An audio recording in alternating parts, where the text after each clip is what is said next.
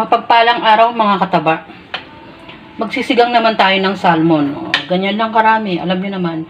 Kasi isabi ko, laging iilan lang kami dito sa bahay.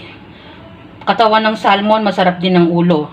Ibang ingredients natin, sibuyas, luya, kamatis. Dalawang klase lang ang ating gulay. Kangkong, siling green, at ang ating okra. Kung magdagdag kayo ng gusto nyong mga gulay, pwede. Tapos, ang ating sigang mix powder. Tapos, lalagay ko na yung ating sibuyas, kamatis, at luya. Yan. Tapos, isasabay ko na itong ating isda. Yan. Yan. Hindi naman masyadong matagal to. Dahil, alam nyo naman, pag isda. Pabayaan natin kumulo, mamaya natin timplahan. Ilang kulo na siya. Maglagay tayo ng ating asin.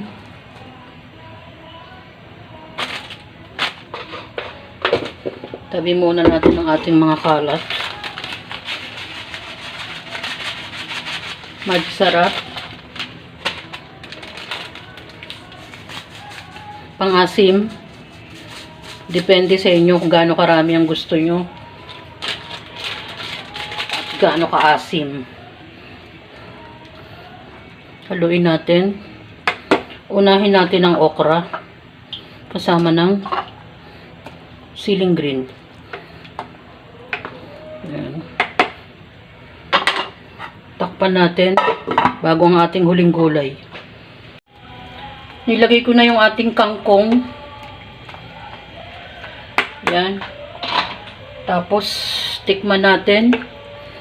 Kahit na palalagay lang ng ating kangkong dahil sandali lang yan. Ay. Sulit. Sarap talaga mga kataba. Yan. Hintayin lang natin. Nag-iiba na naman yung itsura ng anak ko. Sinabi ko masarap. Yan, hintayin lang natin maluto ng konti. Halos paluto na yan.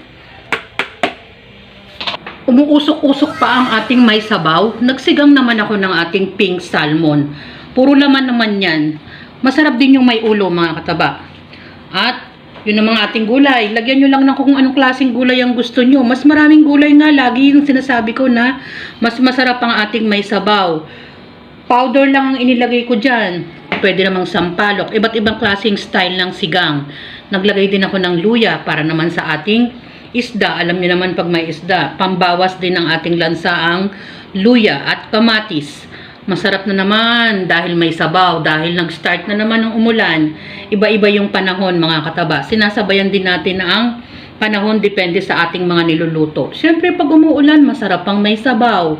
At kahit gaano pa kasimple naman yan at gaano lang karami. Ang importante may pagsasaluhan tayo sa mesa. Meron naman tayong melon. Yan. Natirang melon din namin yan. Inihapag ko na rin. Yan ang ating sinigang na pink salmon at ang ating melon.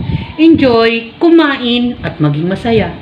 Salamat sa panonood! At bye! Ingat mga kataba!